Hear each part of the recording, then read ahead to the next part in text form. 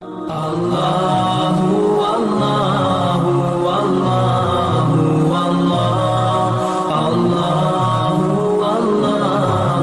Official news YouTube channel پر آپ سب کو خوش آمدید۔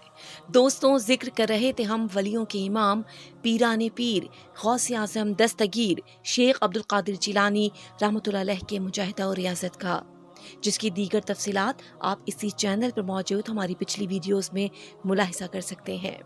بات کو آگے بڑھاتے ہوئے آپ کو بتائیں کہ اتنی سخت ترین ریاضت کے بعد بھی آپ رحمۃ اللہ علیہ نے جب اپنے باطن کو بہت سی آلودگیوں سے ملوث پایا، جو کہ صرف ارادے اور اختیار کی آلودگیاں تھیں، تو بہت دنوں آپ رحمۃ اللہ علیہ ان کے خلاف برسر پیکار رہے، یہاں تک کہ آپ رحمۃ اللہ علیہ کی ذات میں اپنے ارادے اور اختیار کا تصور تک ناپید ہو گیا۔ پھر اللہ تعالیٰ نے آپ رحمۃ اللہ علیہ کے اوپر نفس کی کیفیت ظاہر فرمائی، تو آپ نے پھر 1 سال تک روح فرسا بامشقت ریاضت کی اور نفس سے زبردست جہاد کیا۔ یہاں بھی اللہ تبارک و تعالیٰ نے آپ کو کامیاب فرمایا۔ اب آپ رحمۃ اللہ علیہ نے اپنے ارادے، اپنے اختیارات، اپنے نفس کو شکست دینے کے بعد خود کو مکمل طور پر خدا کے سپرد کر دیا۔ آپ کو احساس ہوا کہ اب آپ کے اندر امر ربی کے علاوہ کسی دوسری شے کا وجود نہیں رہا۔ اب آپ رحمۃ اللہ علیہ اپنی ہستی سے اور آپ کی ہستی آپ سے علیحدہ ہو چکی تھی۔ آپ رحمۃ اللہ علیہ نے اب منزل فقر میں قدم رکھا، جسے رب کریم نے آپ کے لیے آسان فرمایا، یہاں تک کہ آپ رحمۃ اللہ علیہ کو دنیا فقر کی سلطنت عطا کی گئی۔ آپ رحمۃ اللہ علیہ علوم روحانیت اور مقام ابدیت کے شرف و اعزاز سے نوازے گئے۔ کتابوں میں بیان کیا جاتا ہے کہ کسی شخص نے سرکار غوث اعظم رحمۃ اللہ علیہ سے دریافت کیا کہ آپ نے نکاح کیوں کر کیا؟ آپ رحمۃ اللہ علیہ نے فرمایا کہ میں نکاح نہیں کرتا، لیکن جد کریم علیہ الصلوۃ والسلام نے مجھ سے ارشاد فرمایا کہ تم نکاح کرو، چنانچہ اسی ارشاد کے مطابق میں نے نکاح کیا۔ میں اس خیال سے از خود نکاح کرنے کی جرت نہیں کرتا تھا کہ کہیں میرے اوقات میں کدورت نہ پیدا ہو جائے، مگر جب یہ وقت آیا تو خدائے قدیر نے مجھے اپنے فضل و کرم سے 4 بیویاں عطا کیں، جن میں سے ہر ایک مجھ سے بے پناہ محبت کرتی تھی۔ سرکار غوث اعظم رحمۃ اللہ علیہ کے نکاح میں 4 بیویاں تھیں، تاہم پہلے سے عبادت و ریاضت کے جو اوقات مقرر تھے ان میں کوئی کمی اور تکدر پیدا نہ ہوا، یعنی جس طرح آپ نکاح سے پہلے اعلیٰ درجے کے عابد و زاہد تھے، ٹھیک ویسے ہی نکاح کرنے کے بعد بھی عبادت اور ریاضت کے بلند مقام پر آپ قائم رہے۔ یوں تو آپ کی تمام بیویاں تقوی و طہارت کی مجسمہ تھیں، جن کے تقدس سے گھر کے در و دیوار جگمگا رہے تھے، مگر آپ کے لخت جگر حضرت شیخ عبدالجبار رحمۃ اللہ علیہ اپنی والدہ ماجدہ کی نسبت فرماتے ہیں کہ میری والدہ جب کسی تاریک جگہ میں جاتی تھیں تو وہ جگہ فوراً روشن ہو جایا کرتی تھی۔ حضرت شیخ عبدالقادر جیلانی رحمۃ اللہ علیہ کی کل 49 اولادیں تھیں، جن میں سے 27 لڑکے تھے اور 22 لڑکیاں تھیں۔ ایک مرتبہ کا واقعہ ہے کہ عین مجلس واعظ کے وقت آپ کے ایک بچے کا انتقال ہو گیا، مگر اس وقت بھی آپ کے معمول میں قطعی فرق نہیں آنے پایا اور آپ بدستور مجلس میں واعظ فرماتے رہے، اور جب بچے کو غسل و کفن دے کر آپ کے پاس لایا گیا تو خود آپ رحمۃ اللہ علیہ نے بچے کی نماز جنازہ پڑھائی۔ یہ ہے ترک دنیا کا حقیقی مفہوم۔ آپ کثیر الاولاد تھے، لیکن اولاد کی محبت کسی حال میں خدا کی محبت پر غالب نہ آ سکی، اور آپ کے سفر راہ سلوک میں 4 بیویاں اور 49 اولادوں نے بھی کوئی خلل پیدا نہ کیا۔ آپ رحمۃ اللہ علیہ کے بیٹے سیدنا شیخ عبدالوہاب رحمۃ اللہ علیہ بیان فرماتے ہیں کہ ایک مرتبہ ہمارے والد محترم بہت علیل ہو گئے، حتیٰ کہ آپ کی صحت کی امید بھی ختم ہو گئی۔ ہم سب لوگ آپ کے ارد گرد بیٹھے آپ دیدہ ہو رہے تھے کہ اچانک آپ کو قدر افاقہ ہوا اور آپ نے اطمینان دلایا کہ گھبراؤ مت، میں ابھی نہیں مروں گا، میری پشت میں ابھی یحییٰ باقی ہے، اس کا پیدا ہونا ضروری ہے۔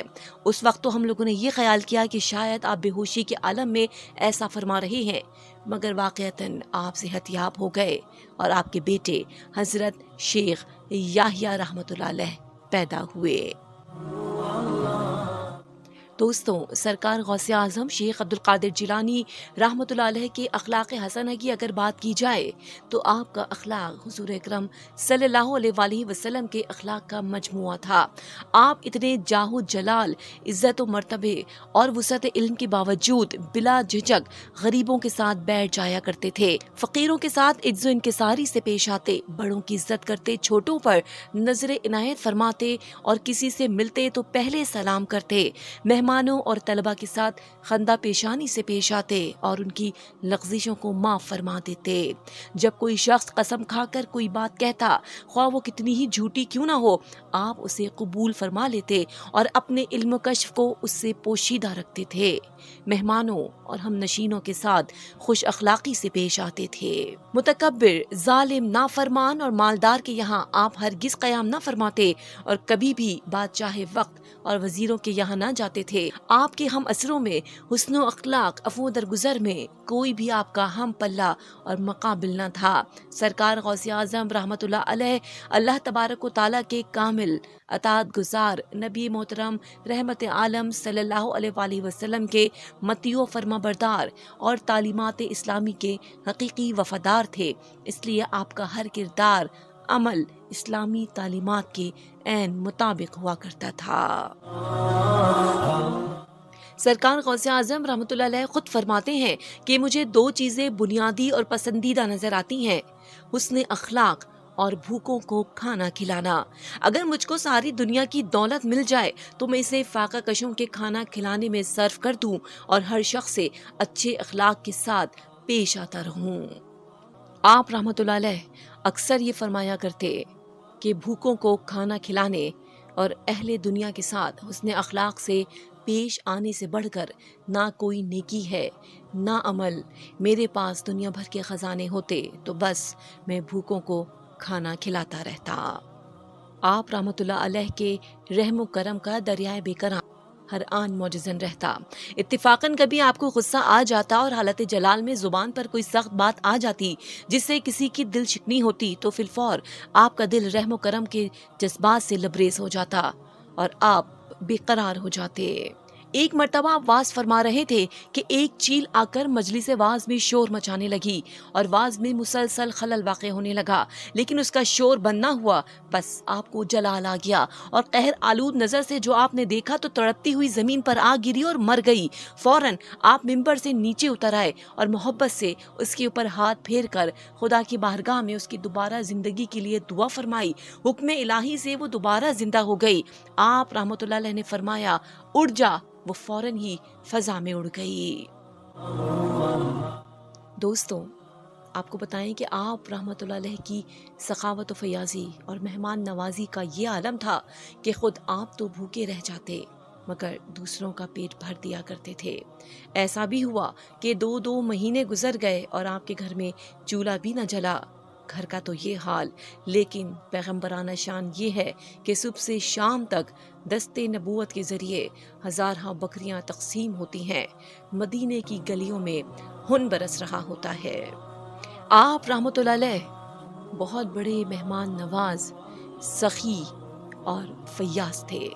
आपकी बख्शिशो अता की कोई इंतहा न थी। करोड़ों रुपए दस्ते मुबारक से तकसीम फरमा दिया करते थे। अमूमन मेहमानों के साथ खाना तनावुल फरमाते थे। आपका दस्तरखान बहुत वसी था। दोस्तों, ये जो हम शेख अब्दुल कादिर जिलानी रहमतुल्लाह अलैह के नाम की 11वीं शरीफ मनाते हैं और उस दिन उनके नाम के नज़र न्याज करते हैं, देगे बनाते हैं, उनके नाम का खाना तकसीम करते हैं, उसकी वजह यही है कि आप रहमतुल्लाह अलैह का दस्तरखान भी बहुत वसी था। इसी निस्बत से हम सब भी 11वीं शरीफ में अपने दस्तरखान को वसी करते हुए लंगर आम करते हैं।